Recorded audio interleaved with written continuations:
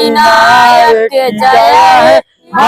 चल यमुना गंगा उछल चलस तिरंगा, जब सुबह नामे जागे सब सुबह। अधिनायक जय। Punjab Sindh Gujarat Maratha Punjab.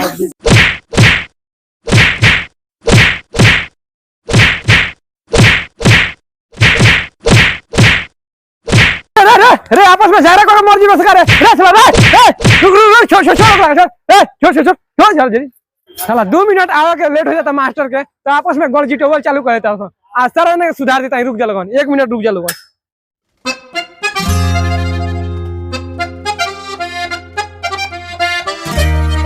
Sit down sit down sit down. अरे सिट डाउन के मतलब बैठो जा, भोजपुरी में समझाओ पड़ी। का करो बजा, कौन तोहनी के गलती बा? इंग्लिश मास्टर झाट नहीं जाना तो तोहनी का जान बजा। बैठो जा बैठो जा।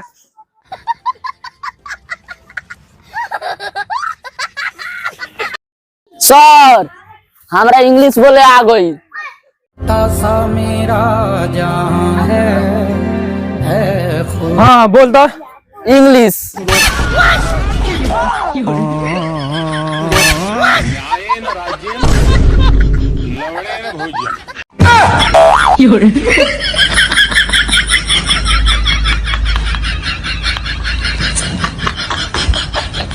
जानता रही नेचुरल बुक अब की माल कहले भी ये पढ़ के आग ठीक बा, तो की आईपीएस बन के जाए ओकरा द्वार पर आ देखा दे माल के कि हम आईपीएस बन गइल बनी। और 4G आईपीएस ना रहे नेचुरल ब्यूटा तोरा खनी ना अब की हो आईपीएस बनो ठीक बा। आ जाम थार से माल के द्वार पर, तब देखिए। चलो मार साहब के लोग लेट तो भई नहीं बन गाना फाड़ दिए। चलो तू पढ़िए लेबो। हाँ मैं इन कमीना सर। भाग साला, तोर बाप कमीना, तोर माई कमीना, तोर पूरा खानदान कमीना साला। सुअर के बच्चों अंदर आओ अंदर।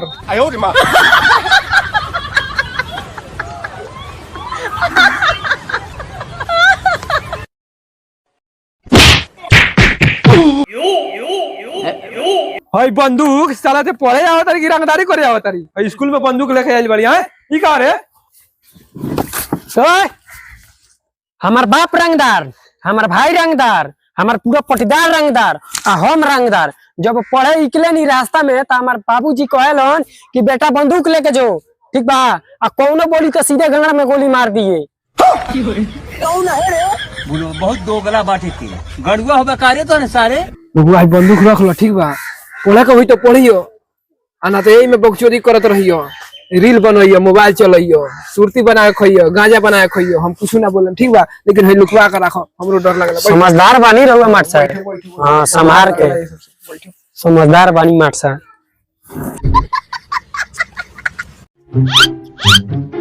ए हाउ 3 बड़ा लोग क्या नहीं कहता वो कहां मार रहे? चावल गोतन पानी पीते बाग गोतन ई मैच करे तू मलन त माथे बसा त लइका जरात नहीं के तू।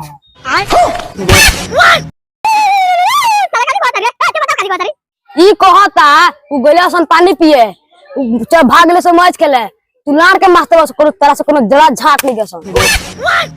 जद मार साला लाल भर के बा कहता लाल के मास्टर हुआ। रुक जा लोगन, अब हम सारा जन कल होमवर्क दलो नी सब पूछता नी आ किन किन याद कइले बन किन किन नहीं अखन याद कइले। हई देख लो कितना टेढ़ा सोच पंखा बा सारा जन बताया तनी। तो देखो बच्चों ध्यान से कि 2024 का आज मार्कर भूल गए हैं घर पे, इसलिए एडजस्ट कीजिए आप लोग। तो हम छड़ी से बता रहे हैं 2024 का इंस्टाग्राम पे सबसे वायरल गाना कौन सा चला था आप लोग बताइए। लेकिन ये साला कर क्या रहा है यहाँ पे? रुको जरा सबर। सुने सर, अरे बाला मैं कदर न जाने पासी रे उमरिया।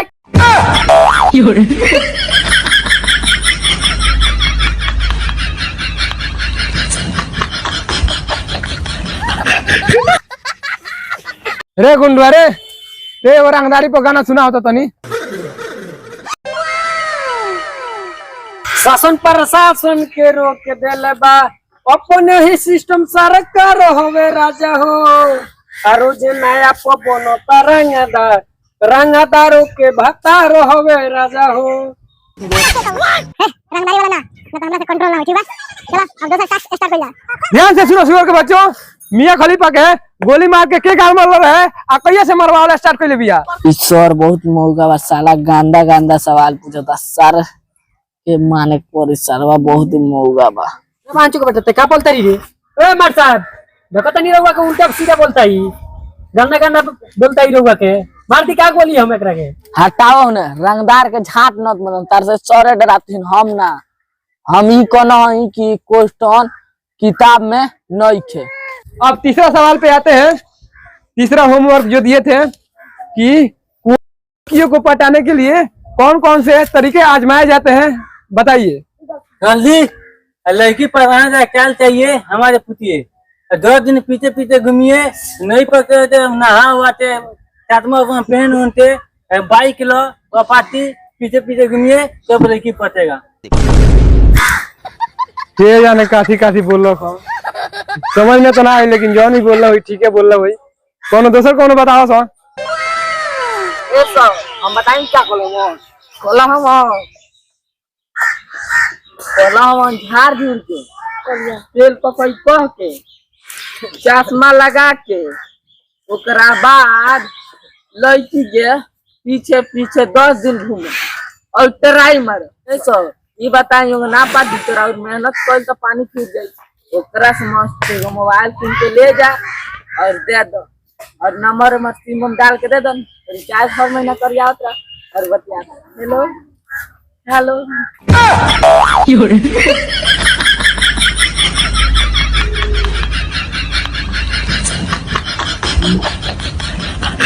जवाब बुझा था हमारे पढ़ाओ लिखाओ सवारत होता।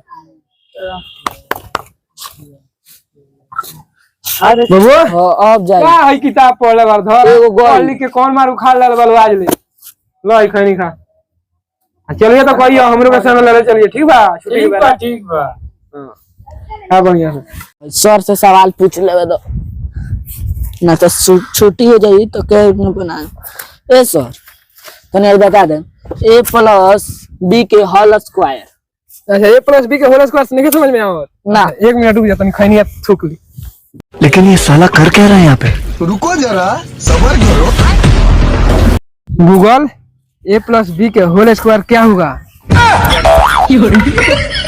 बात साला एकरा बात से मैं पढ़े के साला मार साल के आउट हो लेने के हमरा का बते आज नाम कटवा का पापा जी से कह के प्राइवेट में ना देखलो मैं बबुआ लोगन आराम से बैठा जाओ, ठीक बा? तनी एक लिए हम पान खा के आओ, तनी पेट हमर गड़बड़ाइल बा, ठीक बा? सर रहता ना बहुत रंगदारी ना इस साला के पकड़ के कस के मारो सुन, ठीक बा? ये साला के ठीक बा हाला वाला न करता और इस एने ताकत है साफ इतना मार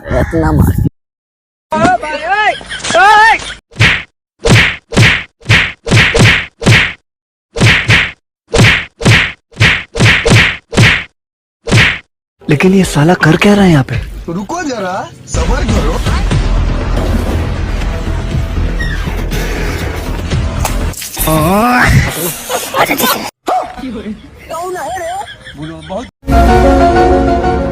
अरे गुंडवा लगता नहीं है, गुंडवा कहाँ गई? ए सर बताई कौन मर लखो हई मर लखो तो हई ये मर लखो हई मर लखो नु हां वो मरला बा और सर मार और के बेचारा ओकर गो